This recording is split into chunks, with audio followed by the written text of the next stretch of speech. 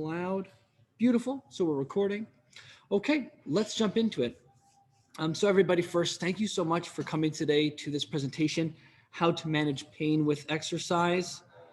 Um, this presentation we wanted to do in person for obvious reasons. We cannot, so we're doing it virtually here. So I'm going to share with you a PowerPoint, and if you have any questions at the end, please let me know. The PowerPoint's going to run 30 to 40 minutes, so it's not too much of your time today. And again, thank you so much for joining me today. I really do appreciate it. Just a little bit about me to begin with. I'm an exercise professional. I've been doing this for about 10 years now. My passion is just seeing people get back to do the things that they want to. It breaks my heart when I see people not to be able to enjoy life the way they want to on their terms. And that kind of has me work how I do with my clients and how we do here at Strata. In addition to that, when I'm not doing exercise stuff, I love doing Brazilian Jiu-Jitsu, martial arts. I love watching movies. They're like my favorite pastime. So I'm not exactly upset that I'm spending a little bit more time at home these days. And as well, I love eating sushi. It's like my favorite thing. Just a couple fun facts about me before we jump into this. So I'm going to start the screen share here. All right. Now, if somebody could just, can everyone see this okay? We're all right there. Can someone just unmute themselves and let me know if they can see this all right? I see it well. Thank you. Yeah, we're good. Okay, perfect. I appreciate that. I just can't see anybody else right now while I do this. So if you have any questions or anything goes out at any time, please use the chat function or just unmute yourselves and let me know. So let's dive into it. How to manage pain with exercise. I'm going to start with a quick stat here. So this is from 2012. It's from the National Health Statistic Report. And it's more than half of American adults, about 125 million people at this time, had a musculoskeletal pain disorder in 2012. When we think about this number, that's to say that half the people every year in America are going to have some sort of pain or discomfort in their body. And that means if we expand the statistic out, this is like every other year, somebody's going to have something going on. Or it could be if you're one of the people that's a little bit more sensitive, you might have something all the time. And that's not fun because it takes away from the quality of your life. So what we're going to be talking about today is maybe how to help lower this number so that you're not one of those people, or so you can start getting back to doing the things that you love and that move you. I was gonna go into talking a little bit about me at this point, but I've already said all this stuff here. So we're gonna skip over it and get to a little bit about what we will cover today. So here is what's on the menu, what we're gonna cover today. We'll talk a little bit about your anatomy and why it matters, because this is really the base and the foundation for all movement and exercise. We'll talk a little bit about how the body is this wonderful, interconnected, interdependent, interactive system. We're going to talk about why people get unwanted sensations in their joints to begin with, and the skill of pain, how our body compensates around these and how it can be a bit of a vicious cycle. We're also going to take a look a little bit about the Goldilocks Zone, Goldilocks Zone being the optimal place for your body to function and work. We'll talk a little bit about what is exercise, why does it work, and then we're going to take all this that we talk about and put it into a big picture. And if anybody has any questions at the end, I am happy to address them. So let's talk a little bit about your anatomy. Okay, so your anatomy, you've got this beautiful skeleton, and the skeleton is your bones and the way they're all connected together. And it is a passive structure, meaning that you don't really have any active control over it. And it is like the scaffolding of a building. If you're going to build a building, you need to have scaffolding in order to get your workers up there and put all the materials up and have it structured the way you want to. So the skeleton is going to do the same thing for your body. It's what your muscles hang off of. It's where these different structures like ACLs and MCLs and other ligaments attach to. Now, we've also got other passive structures in the body like ligaments. Ligaments, again, we don't have any active control over them, and their real job, these ligaments, is to kind of be like a last line of defense in taking care of your body and to provide just a little bit of passive structure to the rest of your system. And often what ends up happening is that if we let's say, put too much force through our body, or we get into a position we can't control and the muscles can't contract to support us, oftentimes we exceed our range of motion, we can't control it, and we tear these things like ligaments. I, for example, have an ACL tear because due to an unfortunate soccer incident, somebody came at my knee really, really quickly. I was standing on one leg, I couldn't control it, and my knee went into a position where my muscles just didn't have the ability to contract, and I lost my ACL on my left-hand side. I got a full tear there. And so we really want to be able to take care of some of these passive structures, because if we don't, that's where we start getting some of this pain and some of this discomfort in these areas, as well as at the areas of the muscle as well. Now, it's important to note that muscles and your passive structures of your body and everything else, they don't really exist separately from each other. So when I was in university, when I started, I think maybe 13, 14 years ago, we were taught anatomy such that all these different pieces are independent of each other. We learned here is all the different bones, and here's all the different ligaments, and here's all the different muscles, and this is the structures. Leads us to believe that all these things kind of exist separately from each other. So it's like if you have a knee issue, it must be coming from the knee, or if you have a shoulder issue, it must be a shoulder issue. When we actually look at cadavers and we look at how the human body is actually put together, it actually grows together. So it's not so much that we have bones and then we have tendons and we have muscles. It's we have a bone, and the bone slowly turns into a tendon, and the tendon slowly turns into a muscle, and the muscle slowly turns back into a tendon, and then the tendon slowly turns back into bone again. It's this beautiful interconnected system. Now, I'm going to stop my share for a second here so I can show you guys something, right, with this elastic band and this rope here. I know it's not really a rope. It's like a neoprene piece of, something or the other, but we're going to pretend it's rope. So often when I see people for the first time, I ask them, do you see your muscles more like rope or more like elastic bands? And what most people end up saying, most people, not all, but most, they end up saying, Glenn, I see my muscles like elastic bands. I say, okay, great. Why do you see them like elastic bands? And they say, well, because they stretch. And I know that if I stretch out a muscle, after I'm done that stretch, I can come right back into any position and the muscle returns back to its normal shape or its normal position. I say, great. I appreciate that. I might see it a little bit differently. I see muscles more like ropes for a couple different reasons. The big two are these. One, these muscles are actually more like ropes because of their material properties. So when we look at the material property of a rope, you might be able to see a little bit here, starting to fray just a little bit in some different areas. This fray's never going back to the way it was before. We can't unfray this thing. If we were to cut this or snip it or completely tear it, this thing's torn and there's no going back. And muscles are very similar. If you were to completely tear any muscle in your body, and a common one is like a bicep kind of runs from your shoulder joint up into parts of your forearm. If you were to completely tear that muscle, if we didn't have any way to surgically repair that, it would never go back to the way it was before. So in that regard, muscles are more like ropes than they are like elastic bands. One of the other reasons that muscles are more like ropes than like elastic bands is how they move you. Muscles move you with such precision.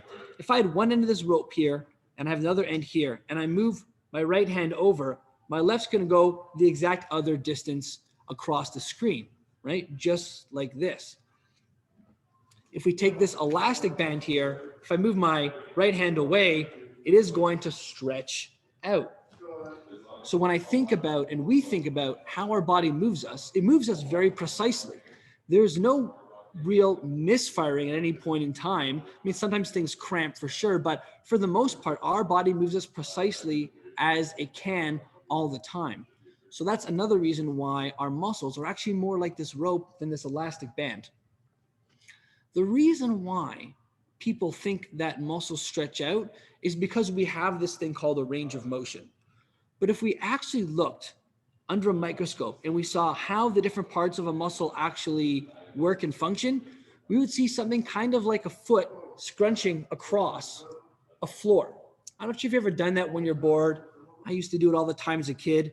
You know, you're sitting in school and the teacher's talking about stuff and you're not really interested. You start scrunching your foot across the floor just like this, right? Some of your toes latch on and they pull the rest of your foot across.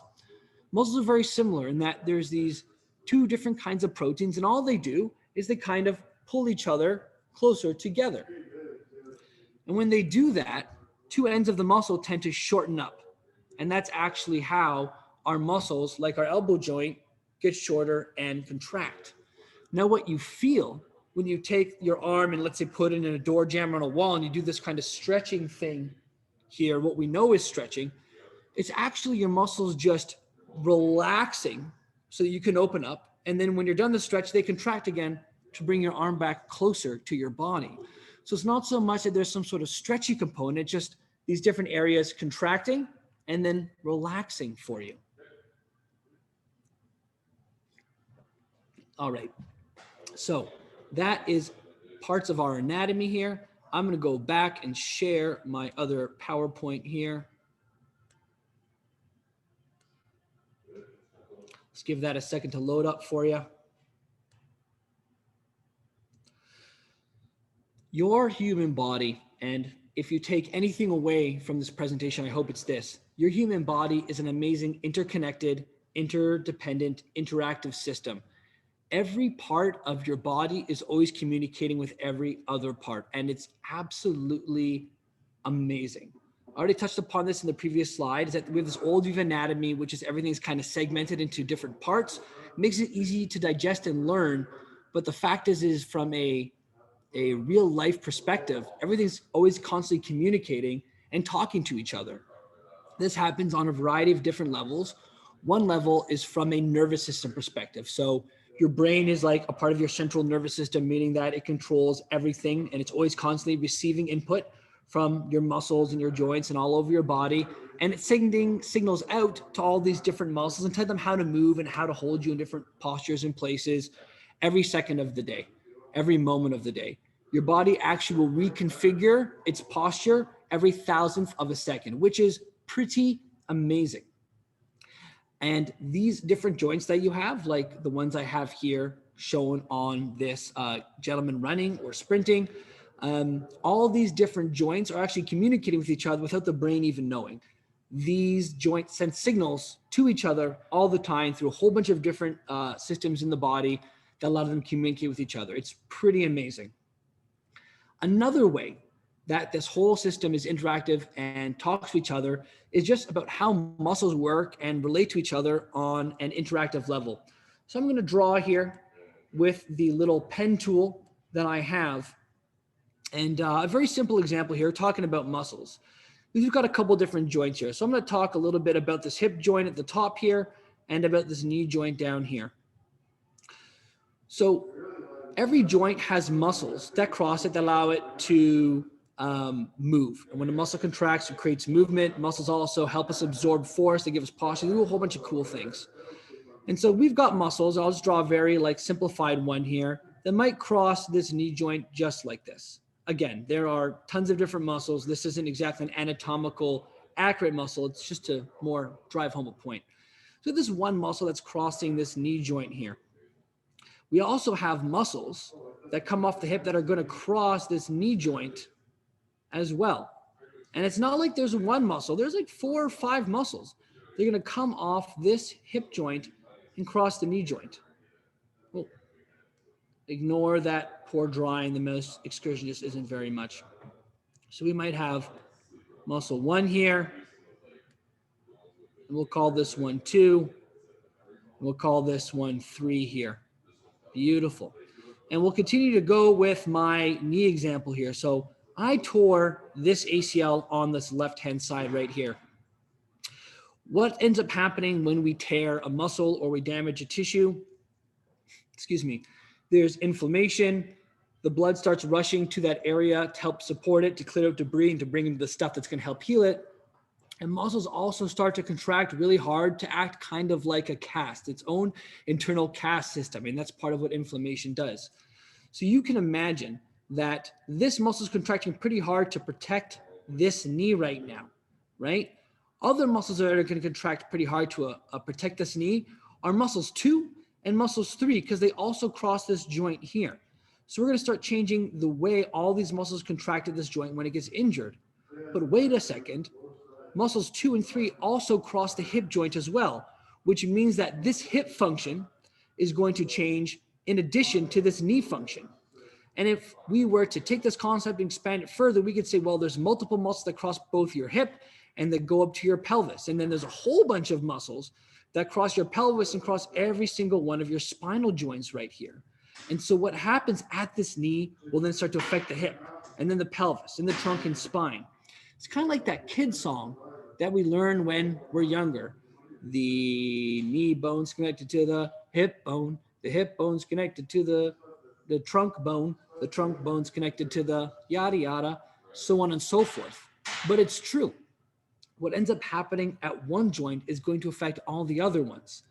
And it's going to happen at these multiple levels, one being this muscular one about how everything's contracting in conjunction with each other. Another one's going to be from that nervous system perspective, how all these different areas are communicating with each other. So let us move on.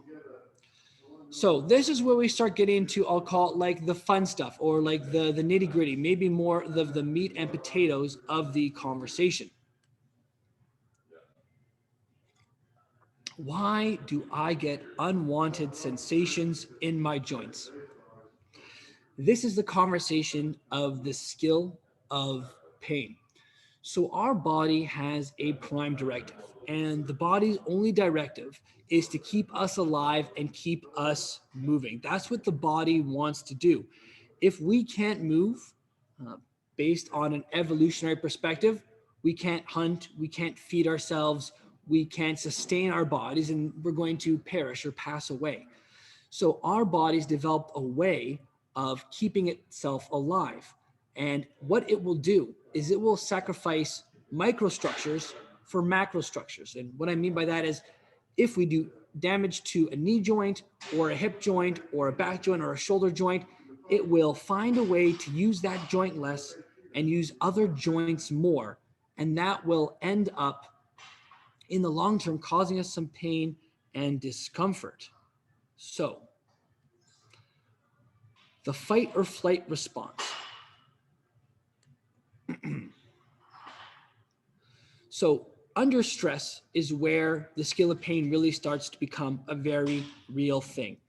And this fight or flight response can happen at any time. It can be when we're stressed out at work. It can be when we're exercising. It can be during sports. It can be during activities of daily living. It can be a whole bunch of different times. And what ends up happening is our body decides, I have to fight, I have to keep going, I have to be able to continue staying alive. And so that's when it makes that choice to start using the injured joint less and start using your other joints more. And this is a great short-term strategy because it allows you to run away from the evolutionary lion. It allows you to keep hunting. It allows you to keep moving in the moment.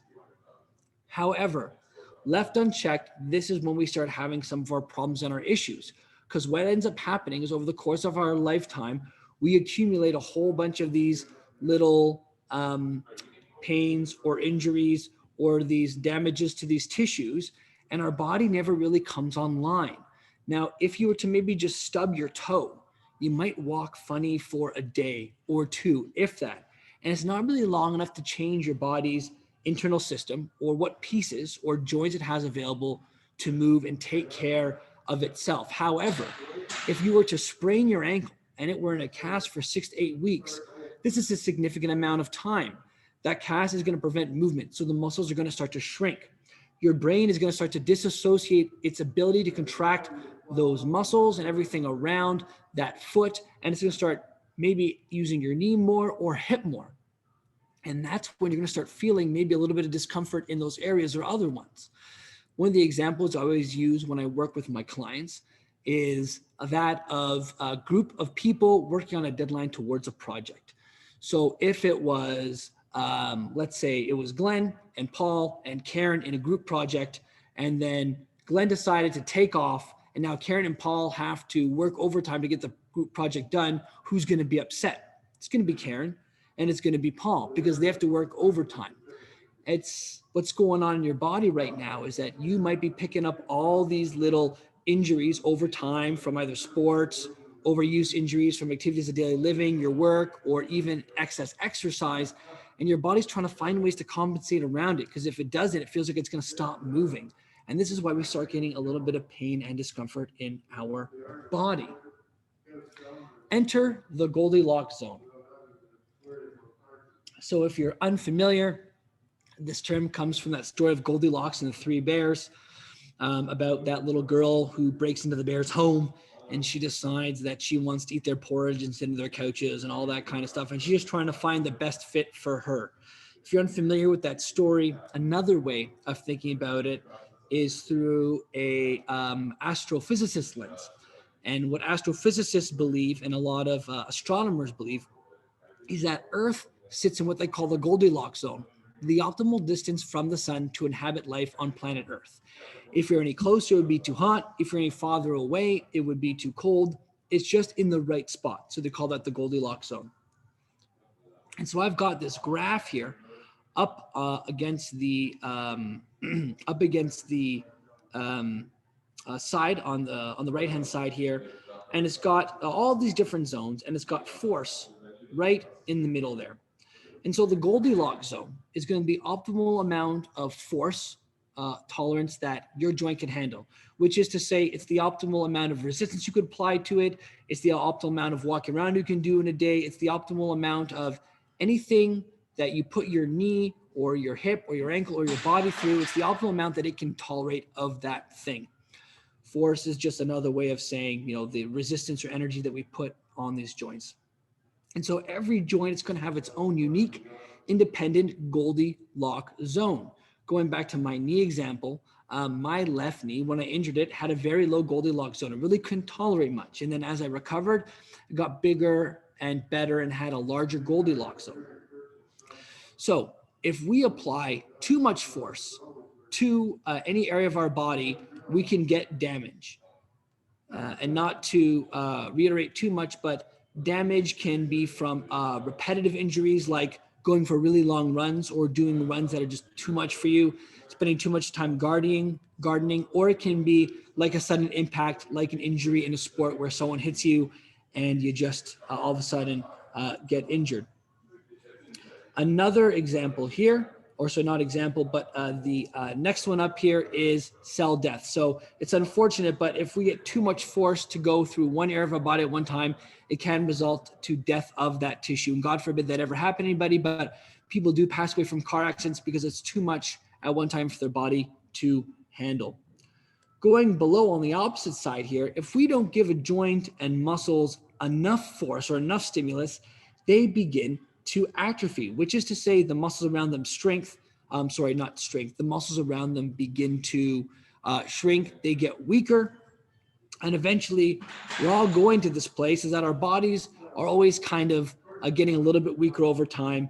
And what we're trying to do is essentially be as strong as we can until the ripe old age, until we pass away.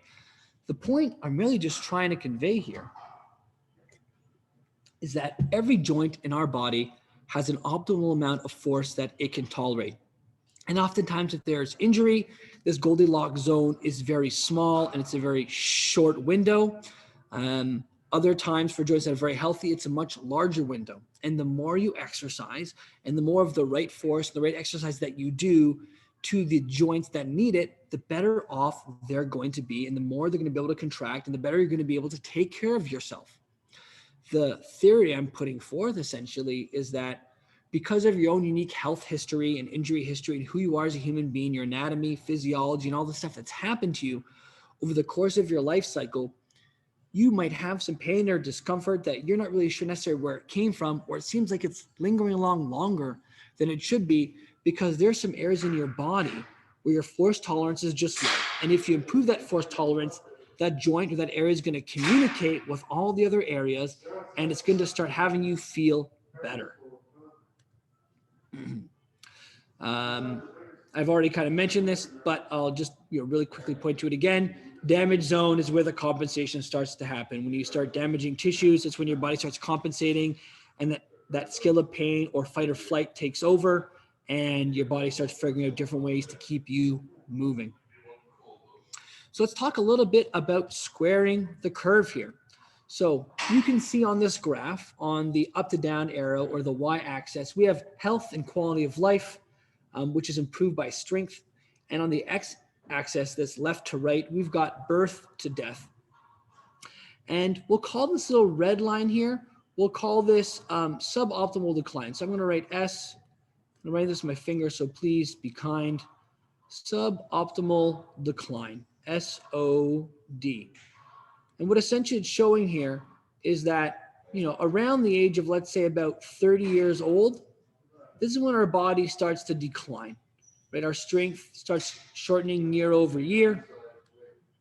We start feeling, maybe not right away, but as we get older, we start feeling the fatigue catch up a little bit more. We feel less, like we have less endurance. We feel less alive, perhaps. This blue line right here, we're going to call optimal decline. An optimal decline is when we take care of our body. We get enough sleep.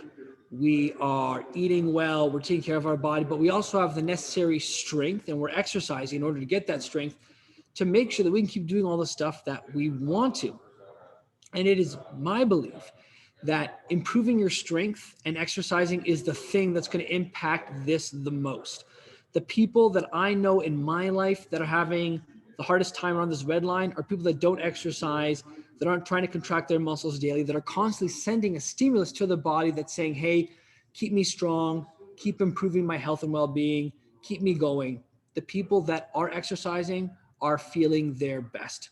We really want to make sure that this curve, this blue one here, is the one that we are on for our lifetime. Because other things start happening here. And I'm going to draw through this a little bit here. I'm going to draw this little dotted line here. And what I'm drawing on this dotted line here is what I'm going to call perhaps the DT, or the disability threshold. At one point, if we're not strong enough, we will have to start relying on other people to do things for us. God bless my wife. I love her to death. She has a great grandfather right now who's 90 years old, and he hasn't taken care of himself in terms of exercise and whatnot. Fantastic fellow, all there mentally, but I see it in him. He feels bad that he has to rely on his family to take care of himself. And that's just because he didn't exercise or take care of himself beforehand. Again, nothing about him personally, but I want to see everybody stay above this disability threshold and live life by their own terms and just love their body and love doing all the things that they want to and really enjoy everything in their life. So what is exercise really, and why does it work? Exercise, by definition, is physical activity with the intention of improving your health. Now, that's not to say that other things can't improve your health if they aren't exercise, but when we're doing activity, if the intention is to improve our health, then we call it exercise. Most people have this relationship to exercise, that exercise is going for a run, or it's doing yoga, or it's doing resistance training. And it can certainly be all those things. I'm going to dial it back out to a bigger picture. And I'm going to say that exercise is strategically how we apply force or resistance to our body. So when you think about running, what we're doing is 10,000 of the same repetitive steps over and over again with the same kind of force pattern of our body hitting the ground, absorbing that force, and then pushing off and then moving in a forward direction. If we look at something that looks similar, it's obviously different, but similar, like a lunge, it's kind of a similar movement pattern in a way, but the resistance is much higher. We've got our body weight, plus we're adding weights, and we're maybe doing it in such a way where we're thinking about contracting our muscles a little bit differently, such that the muscles maybe get bigger, or they do have more endurance, or they do get a little bit stronger, or XYZ reason. So the key thing that I'm trying to put over here is that exercise isn't the name of something that you're doing. It's how you're strategically applying exercise to your body. So what does exercise that can improve your health look like? Really, it looks like anything that you can tolerate that is going to be in your Goldilocks zone, right?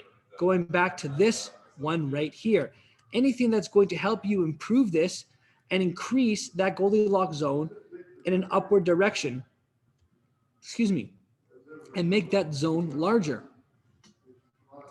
So if you're doing some kind of resistance training exercise, it could look like lying on a table and just stimulating an area for 5 to 10 seconds in a position that it usually doesn't. So when I work with clients, sometimes we work on the ability of their muscles just to contract at their hips. And I'll have them bring their leg all the way out to the side and just push into my hand. And what's interesting, and we might take it for granted, is that, if we were to lie down on a table and bring our leg out to the side as far as we can, how often are we really visiting that position in our day-to-day life? Probably not too often. We're actually not spending a lot of time getting that stronger there. And we can take that and we can improve upon it by doing any number of different things. We can start contracting it for 5 seconds at a time in that position. We can have them do that sideline. We can have them do it standing. We can put them on some sort of exercise machine. We can create something with cables. There's an infinite amount of possibilities in how we can improve that area of their body. And if we determine that that area of their body, that Goldilocks zone, is really, really small, and we can create a custom exercise for them that's going to help them improve the contraction of that area, that's going to have that area fire better and communicate to the brain better, and the brain's going to maybe start using that piece where it wasn't before. It's going to give those muscles an opportunity to fire and contract more, maybe get a little bit bigger so that they can support a little bit more and absorb more force. Down the road, those muscles are going to have more endurance so they can help you do what you want. And over time, if we start hitting all these key lesions or all these elephants in the room or all these areas that we identify as having a very low Goldilocks zone, a very low threshold for ability to contract and improve and help you with your body and move around, we can see some pretty remarkable things. We'll start to see the body communicate differently and be like, hey, we've got the hip muscles, they're working a little bit better now. Maybe take some of the force that knee was absorbing and put it back into the hip muscles. And now the knee is doing less work and the knee starts to feel a little better because it's contracting a little bit better. And slowly, as we start to get to all these key lesions in the body, we start feeling that pain and discomfort start to lessen and go down. And it's pretty fantastic and amazing. So the big picture here is that your body is unique. You've got your own unique anatomy, your own unique physiology, your own unique history, your own unique likes, dislikes, and preferences, etc. You are your own being, and you ought to treat your exercise in a unique way as well. Resistance training, this strategic way of this strategic way of applying force to your body that is specific to you, is really the key to feeling good. The right resistance training exercise is going to improve the quality of your muscle function and in many cases help you dissipate or completely negate any pain that you're feeling.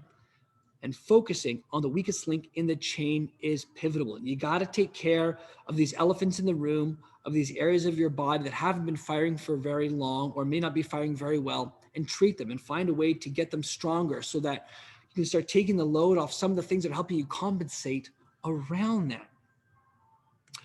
So everybody, that is everything for the presentation. I really appreciate you guys sticking in here and listening to me talk about this. I'm hoping it was beneficial and helpful. If you want to follow us on any of our social media on Instagram, mine is go_integrated health. This has been a Strata Biomechanics and Strata Internal Performance webinar, and we're going to do another one of these in the next month or two. And it's going to be called Making Muscle, Exercise to Build Muscle That Keeps You Happy and Healthy, with the focus of sharing with you how, if your muscles are stimulated and they're feeling good, how to help increase the tolerance of them and how to help add some muscle to the body in such a way that you feel good and you can do all the stuff that you want to in your life. So I'm going to stop the share right now and bring myself back into focus. Again, thanks everyone for coming out. And if anything was unclear or you want me to elaborate on something, please, right now is the time. I would love to hear if anybody has any questions. No one's got any questions? That is A-okay. My only comment is if this is your first time doing it, you did it quite well. Managing that share screen is very difficult for many people. Yes, I listen, I appreciate you saying that. Going back and forth, drawing the stuff is not my biggest forte. And I appreciate you sharing that. It really does help. I appreciate it. Thank you so much. All right. Anybody else have anything there? See, Paul, you unmuted yourself. You have anything you want to add there? I appreciate your comment below. Oh, thank you. That's very good. Okay. Well, thank you very much. I appreciate that. We do have a draw for a free consultation, assessment, and report of findings. And essentially what these things are is you'd come in and we'd sit down and chat for an hour, and I'd get to know you a little bit better. And then the assessment is essentially taking you through my process to suss out and assess where your body might be. And we do things like a postural assessment. We'll do some range of motion. We'll do some testing to see how strong your muscles hold you in some certain positions, and a whole bunch of other different screens. And then I give you a follow-up report of findings, which essentially tells you how your body's functioning, where some of these Goldilocks zones might be smaller for you, and how you might be able to improve them. I was going to do it just for one person, but we only have 4 people here. So if everybody wants one, I'd be happy to do them for you. You know, things are a little bit quieter right now, and I just want to see more people grow. So what I'm going to do is I'm going to email everyone individually after this. And if you want one, you can reply back and say, hey, Glenn, I'm interested. Let's meet. And if you don't want one, if you don't want one, that's cool too. I'm just happy you came out, and I hope this was helpful for you. I find that very generous. You know what? It's great for me to just to meet new people and help people learn. And I mean, I love doing what I do. So honestly, it's no skin off my back. It's a lot of fun. If there were like 15 people in here, it might be a different story. I might have to stick to one, but I just want to see people help grow. So that's where I'm at. So unless anybody has any other questions, we can leave it right there. And I thank everyone for coming out and spending their time on a Saturday with me. I know time is precious, and it's one of our few resources that we have a lot of. It's finite. So thank you so much for spending your time with me this Saturday. I really appreciate it. Have a good weekend, everyone. All right. Take care, everybody. Thank Thanks you again. so much, Glenn. You're welcome. That Anytime. was great. Thank you so much, Ann. Thank you very much. Anytime. Bye. Take care. Bye-bye.